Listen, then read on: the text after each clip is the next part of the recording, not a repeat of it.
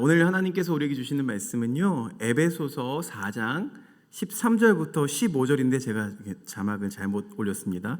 13절부터 15절까지의 말씀, 에베소서 4장 13절에서 15절까지의 말씀 제가 읽어 올리겠습니다.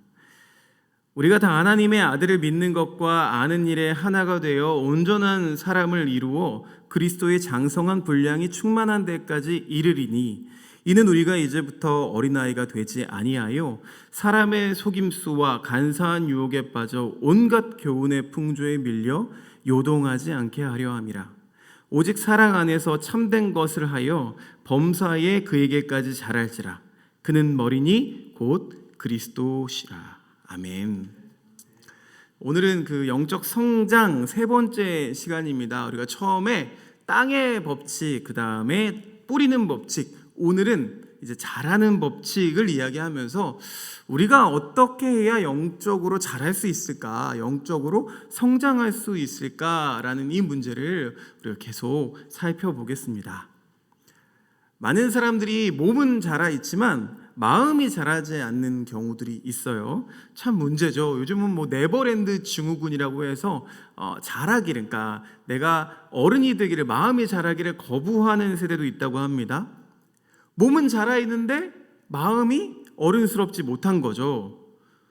그런데 여러분, 영적으로도 이런 일들이 많이 있습니다. 교회를 오래 다녔는데도 그 영성이 너무나 연약하고 너무나 가벼운 경우를 우리가 보게 됩니다. 왜냐하면 이 영적으로 성장하지를 못했기 때문에 그래요. 그래서 오늘은 네 가지를 함께 살펴볼 것입니다. 우리가 영적으로 성장하기 위해서는 무엇이 있어야 되는가? 점검상 네 가지를 함께 보려고 해요. 과연 나에게는 이런 네 가지의 열매들이 있는가? 이런 조건들이 있는가? 이것을 점검함을 통해서 우리가 이 영적 성장을, 그래서 나의 영성의 깊이를 우리가 스스로 점검하는 그런 복된 시간이 되시기를 주님의 이름으로 소망합니다. 중국에 가면은요, 모소라고 하는 대나무가 있습니다. 사진을 한번 띄워주시면, 모소 대나무, 이 대나무는요 굉장히 키가 크고 그런 대나무예요. 그런데 무엇보다 놀라운 것은요, 작은 사진 부분 보시면 보이시겠지만 이 대나무가 무려 5년 동안은 자라지를 않는데요. 심어놨는데 이 대나무가 5년 동안은 저 사진에 보이시는 것처럼 몇 센티미터만 자라고 이 대나무의 형태가 나오지 않는 것입니다. 그래서 5년이 넘게 이 대나무가 자라지 않으니까 사람들이 이거 정말 대나무 맞나? 잘못 산 거 아니야? 이걸 뽑아버려야 될까? 라는 생각을 하게 됩니다. 그런데 이제 5년이 넘어가면 이 대나무가 하루에 짧게는 30cm, 뭐 길게는 1m씩 자란다고 합니다. 하루에 1m예요. 단 6주 만에 높이가 지금 사진에 보이시는 대로 15m 이상의 대나무로 성장을 하게 된다고 합니다. 그러니까 키가 크는 게 눈으로 보이는 거예요. 여러분, 이렇게 클 수 있는 이유가 무엇일까요? 6년째에 특별한 비료를, 아니면 특별한 영양제를 이 나무에게 먹인 게 아니겠죠. 대나무가 이렇게 클 수 있었던 이유는 5년이라는 시간 동안 땅 속에 묻혀 있기 때문에 가능했습니다. 그러니까 5년이라는 시간이 있었기 때문에 마지막 6년 차에는 쭉쭉 클 수 있는 이 대성장의 시간이 가능한 거죠. 여러분, 우리의 삶도 마찬가지인 것 같아요. 이렇게 묻혀있는 시간들, 우리의 인생이 좀 파묻혀 있는 것 같고 아무런 변화도 없는 것 같아 보이지만, 그러나 준비되고 있는 시간들이 있다는 거예요. 우리가 이 영적 성장을 위해서 뭐가 있어야 되느냐? 첫 번째는요, 영성은 시간을 먹고 자란다는 것입니다. 영성은 시간을 먹고 자란다. 우리는 이것을 뭐라고 부를까요? 우리는 이것을 인내라고 부릅니다. 현대인들은요, 이 영성도 3분 컵라면처럼 인스턴트식으로 금방 영성을 갖기를 소망합니다.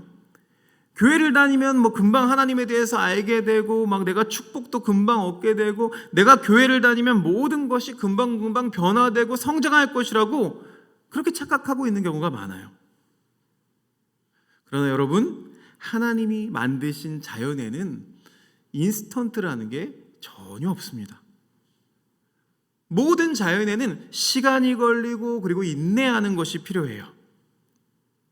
우리가 잘 먹는 과일이 있죠. 사과나 배, 이 모든 과일들이 씨를 뿌리거나 또 묘목을 심거나 해도요, 그 해에 바로 열매를 거두지를 못합니다. 제가 4년 전쯤에 장인어른 댁에 자두나무 5그루를 심었습니다. 4그루만 남았더라고요. 그런데 아직도 열매를 먹어보지는 못했어요. 올해는 먹을 수 있을까 모르겠습니다. 이 대부분의 과실수가요, 적어도 3년, 빨라도 3년이에요. 혹은 5년 이상의 시간을 가져야만 열매를 맺을 수 있어요. 먹을 수 있는 열매를 맺을 수 있다고 합니다. 이처럼 하나님이 만드신 자연의 법칙은 뭐냐? 시간이 필요하다는 거죠. 시간이 걸린다는 거예요. 그런데 현대인들은 이 오랜 시간들을 견디지를 못합니다. 그래서 열매를 당장 가서 그냥 마트에 가서 돈만 주면 사올 수 있기를 원하는 거죠. 우리 자녀들도 마찬가지죠. 취업을 준비하는 사람들도 또 사업을 하는 사람들도 종종 그렇게 인생의 열매를 금방 따먹기를 원합니다. 금방 취업하고 금방 성공하기를 원해요.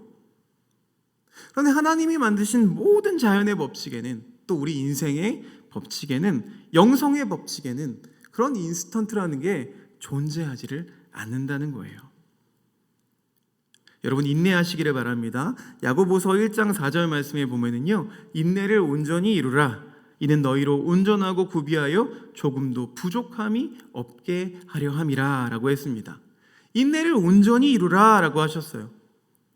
믿는 성도들에게 말씀해 주신 것이 무엇입니까? 바로 이 인내를 이루라는 거예요. 인내를 이루라.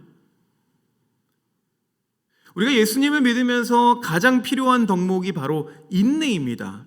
우리 열매를 기다리면서, 우리가 성장을 기다리면서 우리 인생이 지금은 아무런 표시가 나지 않고 그냥 땅속에 파묻혀 있는 것 같고, 아무도 나를 알아주지 않는 것 같고, 내 능력이 발휘되고 있는 것 같지도 않고, 그런 땅속에 묻혀 있는 것 같은 이런 시간들을 우리가 견디고 견딘 후에 그제야 비로소 성장이 있고 그리고 열매를 이루게 된다는 것이죠.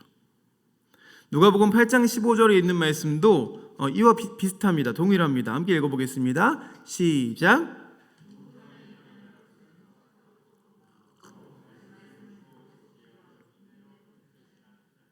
이 말씀을 요약하면 이런 말씀이에요. 좋은 땅이란 뭐냐? 수많은 땅이 있는데 그 중에 좋은 땅, 옥토라는 것은 어떤 땅이냐? 라고 했더니 누가복음 8장에서는 인내하는 땅이라고 지칭합니다. 인내할 줄 아는 사람이라면, 참고 견디는 사람이라면 그 사람들의 마음은 이미 좋은 땅이라는 거예요. 인내하는 사람의 땅은요, 성장할 수 있고 아주 큰 열매를 맺을 수 있는 그런 땅이라고 성경은 말하고 있습니다. 우리의 믿음의 여정 가운데 반드시 이런 훈련과 연단들이 항상 있어요. 우리가 다듬어지는 시간들이 있어요. 하나님 왜 나한테 이러십니까? 왜 나한테 이러십니까?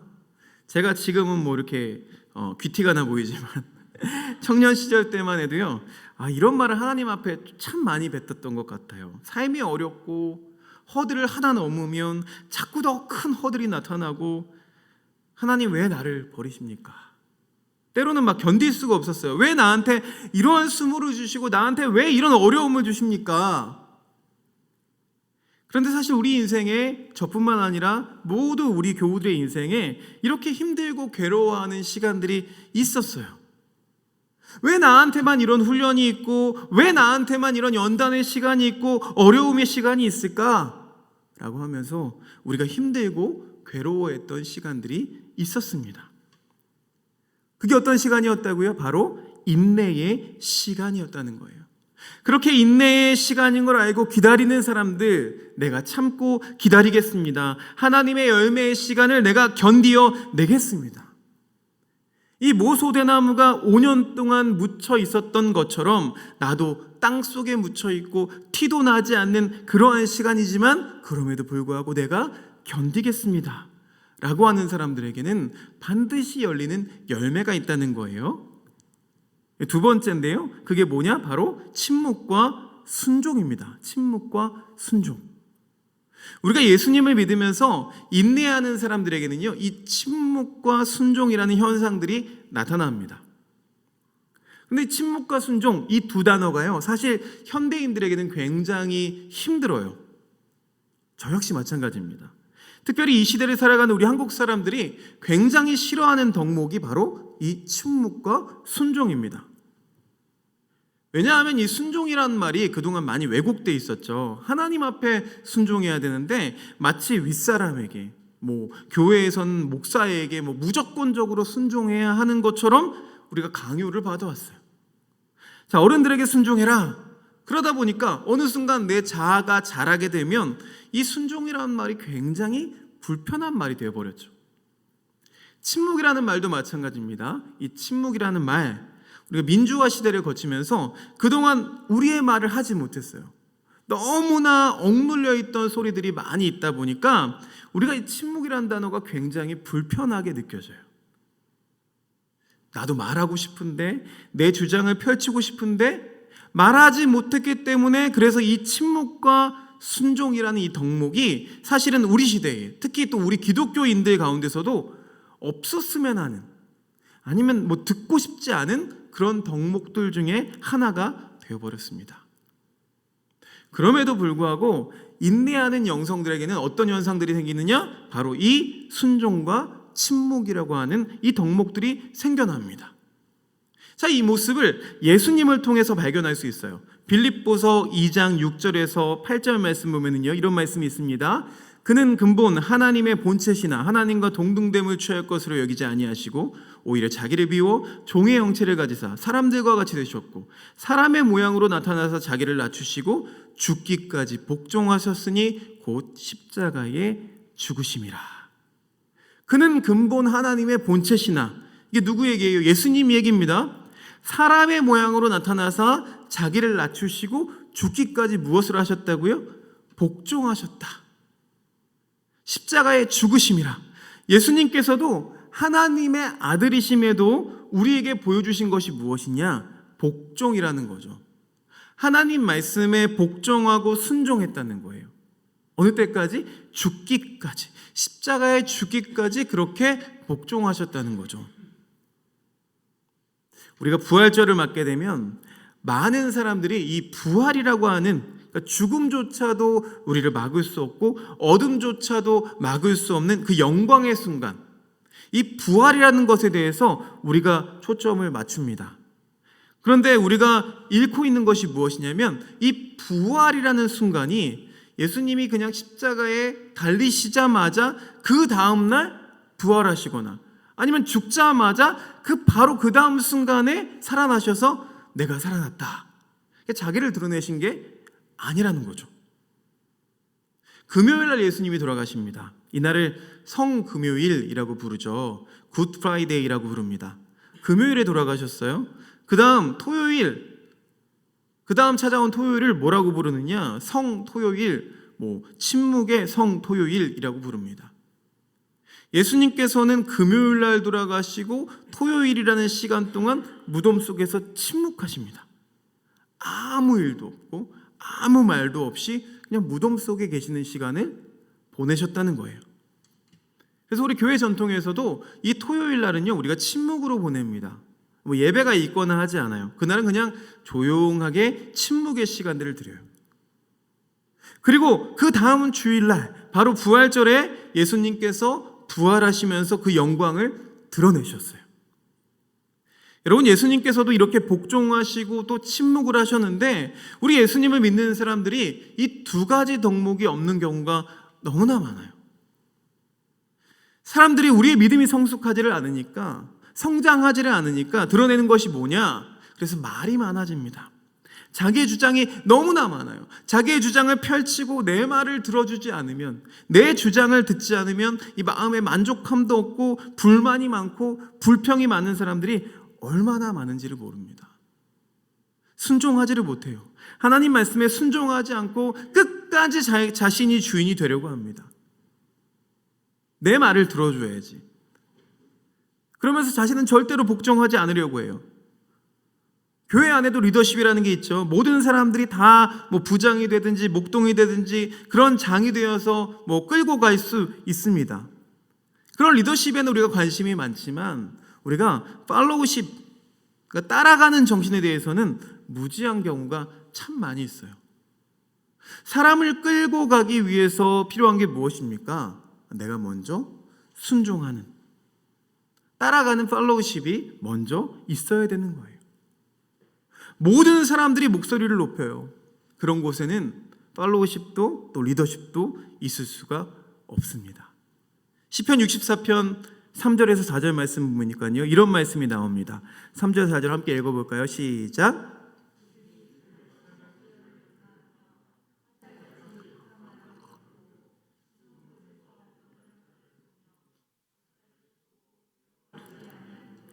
칼같이 자기 혀를 연마하며 화살같이 독한 말로 겨누고, 세상 사람들의 입이 어떻다는 거예요? 그 말들이 다 칼 같다는 거예요. 칼같이 자기 혀를 연마해요. 얼마나 그 말이 날카롭겠어요. 또 화살 같은 그 독한 말들이 입에서 나와요. 잠언 18장에 보면요, 미련한 자의 입술은 다툼을 일으키고 그 입은 매를 두들겨 맞는 것을 자청하니라 라고 했어요. 그러니까 미련한 자의 입은 멸망이 되고 입술은 그 영혼의 그물, 그러니까 함정이 된다라고 말씀을 하십니다.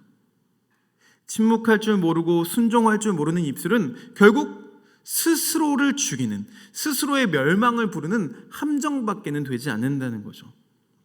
욥기 13장에도 이런 말씀이 있습니다. 너희가 잠잠하고 잠잠하기를 원하노라. 침묵하라는 거예요. 이 말을 한 번만 하지 않고 두 번 반복하죠. 잠잠하고 잠잠하기를 원하노라. 여러분, 우리 마음속에 너무나 많은 말을 하고 싶을 때에, 내 주장이 나올 때에 이 말씀을 기억하시기를 바랍니다. 잠잠하고 잠잠하기를 원하노라. 내 말을 안 들어준다고, 내 주장을 들어주지 않는다고 말하고 외치고 고집피고 그러고 싶을 때에 이 말씀을 가슴속에 명심하세요. 내가 잠잠하고 잠잠하기를 원하노라. 이것이 너희의 지혜라고 우리에게 말씀해 주고 계신다는 거예요. 우리의 영성이 성장하기 위해서는요, 또 세 번째가 필요합니다. 그게 뭐냐? 영성은 죽음과 싸운다는 것입니다. 영성이라는 것은 뭐냐? 죽음과 싸우는 거예요. 자연이라는 게 참 신기합니다. 자연에는 아주 기적들이 가득해요. 여러분, 생명이라는 게 얼마나 중요하냐? 자연 과학자들이요, 물리학자들이 발견한 법칙 중에 하나가 이런 게 있습니다. 열역학 제2법칙. 이게 엔트로피 법칙이라고 하는데 뭐냐 하면, 이 자연이라는 것은 그냥 두면 무엇으로 바뀌느냐? 질서는 점점 무질서한 걸로 바뀐다는 거죠. 그냥 내버려 두면. 여러분, 사과를 그냥 상온에 이렇게 일주일만 보관해 두면 어떻게 될까요? 품종마다 다르긴 합니다. 그런데 뭐 우리 아내가 좋아하는 홍옥사과 있어요. 홍옥사과 요즘에 잘 안 나오는데, 이 홍옥사과는요, 밖에 빼놓으면 어떻게 되는지 아세요? 멍들었던 부분이 점점점 커지면서요, 그냥 그대로 있으면 좋겠는데 점점 부패하거나 썩거나 무너지거나 이런 변화를 가지게 됩니다. 이걸 엔트로피의 법칙이라고 해요. 그런데 이 사과가 나무에 매달려 있으면 어떻게 될까요? 그러니까 뿌리를 내리고 있으면 여러분 썩지를 않아요. 그러니까 무질서해지지 않아요. 살아남아요. 우리에게도 만약 생명력이 없다, 여러분 그럼 어떻게 될까요? 점점 죽어가겠죠. 그리고 부패해지겠죠. 그런데 우리가, 여러분, 이 자리에 나오신 거는 어떤 이유 때문입니까? 생명력이 있기 때문이라는 거예요. 생명. 그래서 자연에서는 생명이란 뭐냐? 죽음과 싸우는 힘을 생명이라고 부르죠. 죽이려고 하는 그런 세력들이 있고 그런 힘이 있는데 이것들을 거부하면서 살아남는 것, 그게 바로 생명이라고 얘기를 해요. 여러분 안에도 이러한 영적인 생명력이 넘쳐나기를 간절히 소망합니다. 우리를 잡아먹으려고 하는 죽음들이 있어요. 그게 뭐냐? 좌절하는 것, 또 원망하는 것, 분노하는 것, 불끈불끈 솟아오르는 어떤 그런 것들이 있잖아요. 금방 화가 나고 어쩔 줄 모르는 순간들이 있습니다. 견디지 못하는 절망의 순간들이 다 있습니다. 그게 결국은 무엇으로 이어진다고요? 죽음으로 이어지는 거예요. 그것들이 우리를 죽이려고 해요. 그런데 이것들과 싸우게 하는, 그러니까 나를 바꾸게 하는 그런 수단들이 있습니다. 그게 뭐냐? 생명력을 가진 뭔가가 있는데 그것이 무엇이냐? 바로 감사라는 거예요. 감사. 종종 우리 자녀들을 보면은요, 자녀들이 부모님한테 이런 말을 할 때 있습니다. 엄마 아빠가 나한테 해준 게 뭐가 있어? 이렇게 말하는 경우가 있어요. 그러면 또 엄마 아빠는 화가 나서 이렇게 말하죠. 엄마 아빠가 너한테 못 해준 게 뭔데? 너 핸드폰 해줬지? 네가 입고 있는 옷 해줬지?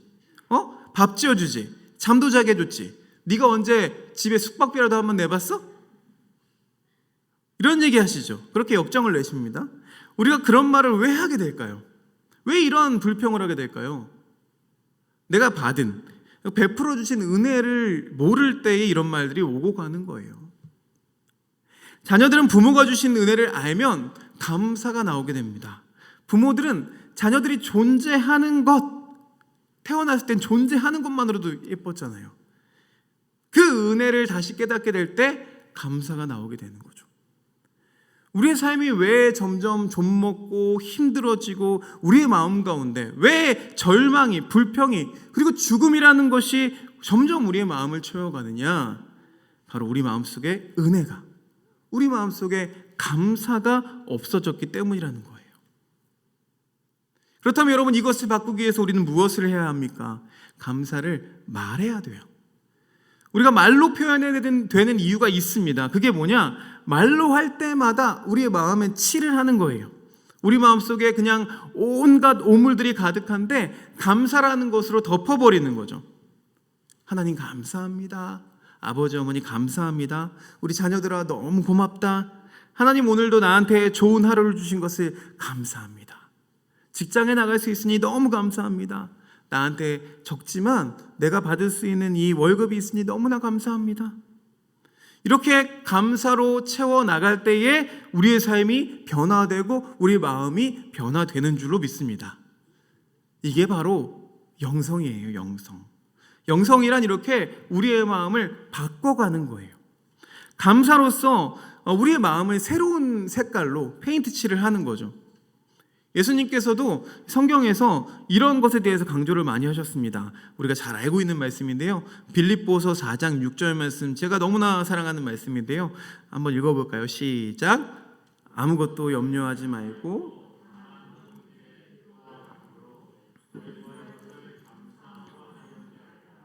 아무것도 염려하지 말고 오직 모든 일에 기도와 간구로 너희 구할 것을 감사함으로 하나님께 모두 다 아뢰라. 저는 이렇게 노래 만들어서 이 노래를 외웠거든요. 아무것도 염려하지 말라. 세상이 주는 것들로 걱정하지 말아라. 오직 모든 일에 기도와 간구로 너희는 무엇을 구하라고요? 감사함으로 하나님께 아뢰라. 하나님께 아뢰을 때에, 하나님께 기도할 때에 어떻게 기도하라고요? 감사함으로 구하라는 거예요.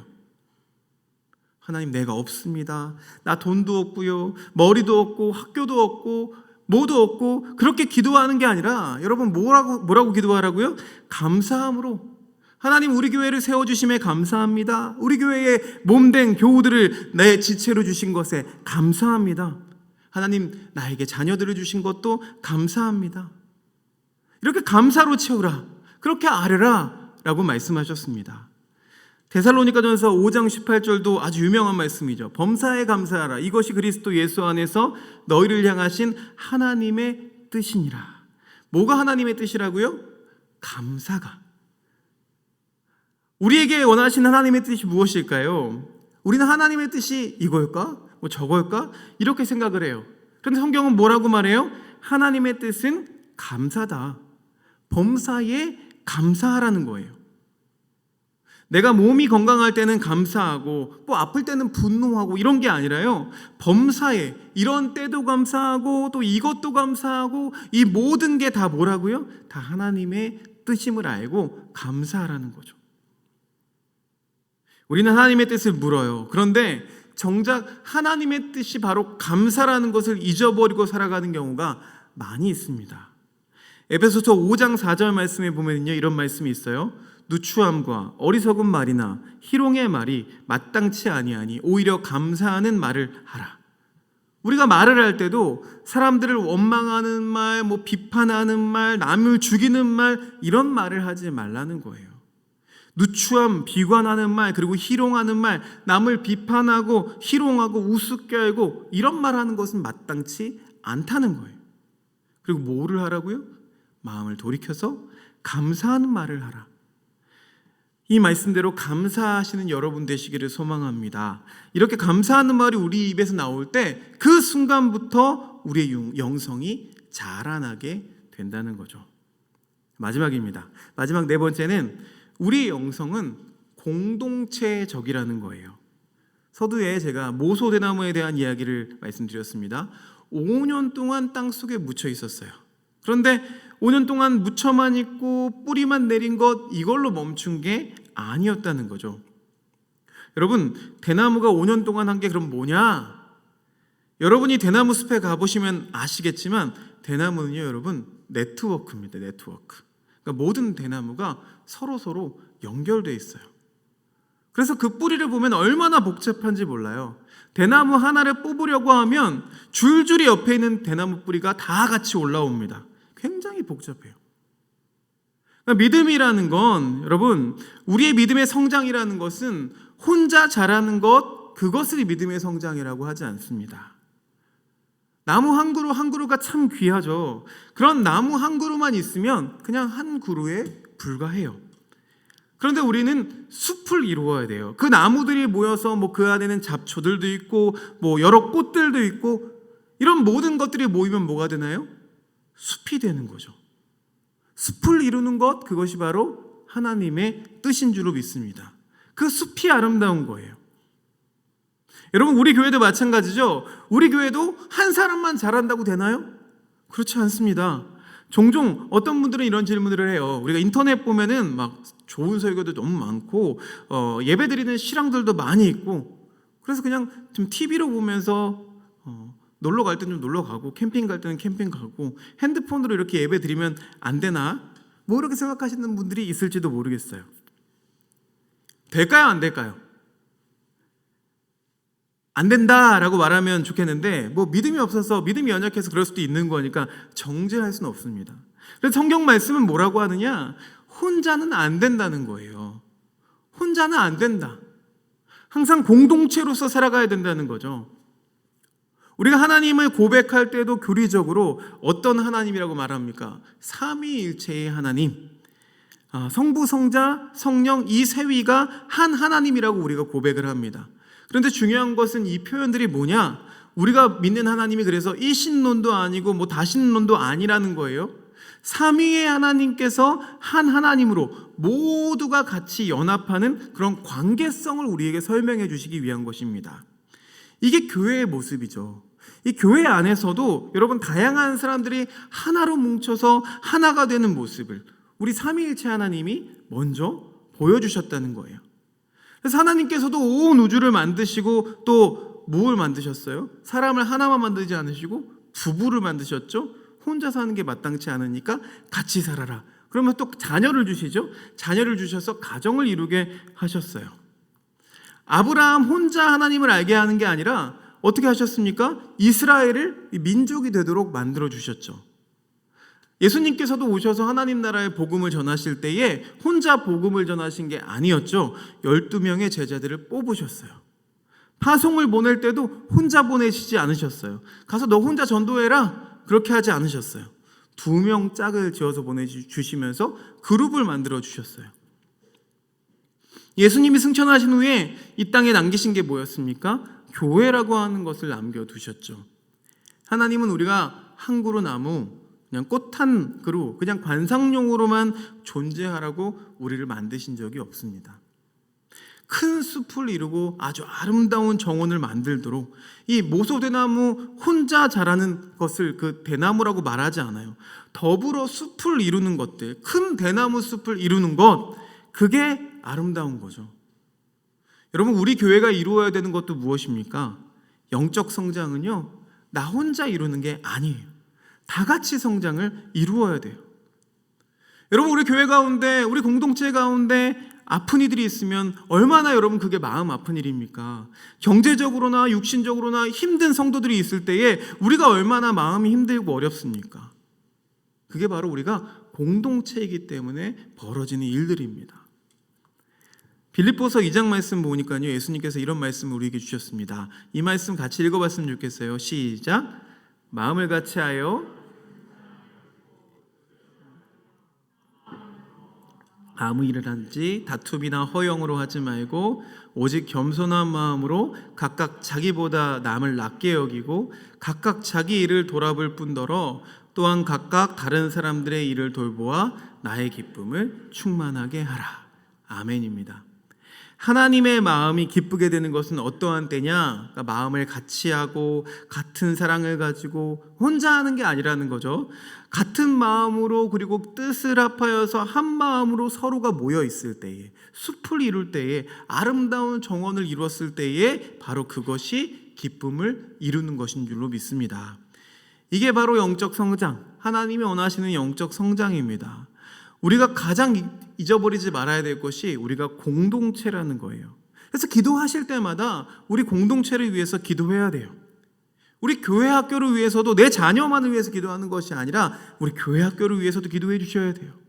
우리 목장을 위해서도 기도해 주셔야 돼요. 행복을 나누는 하나교회 이 전체를 위해서도 함께 기도해야 돼요. 종종 숲을 보면요, 소나무 한 그루가 병이 들면 병이 거기서 멈추는 것이 아니라 다 퍼져나갑니다.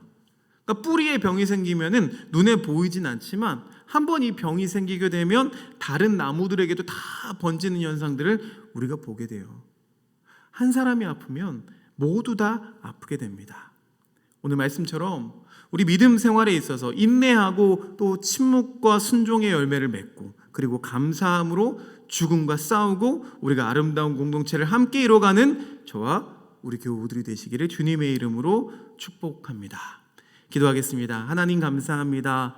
주신 말씀 기억하며 함께 기도하기를 원합니다. 하나님, 우리가 인내하면서 침묵과 순종의 열매를 거두고 계속해서 생명력을 가지고 감사함으로 죽음과 싸우며 또 우리가 함께 공동체가 되었으니 함께 숲을 이뤄가는, 더불어 숲을 이뤄가는 우리 모든 교우들이 되기를, 우리 한 영혼 한 영혼 되기를 간절히 축복하오니 주님 우리의 삶 가운데 함께하여 주시옵소서. 예수 그리스도 이름으로 기도드렸사옵나이다. 아멘.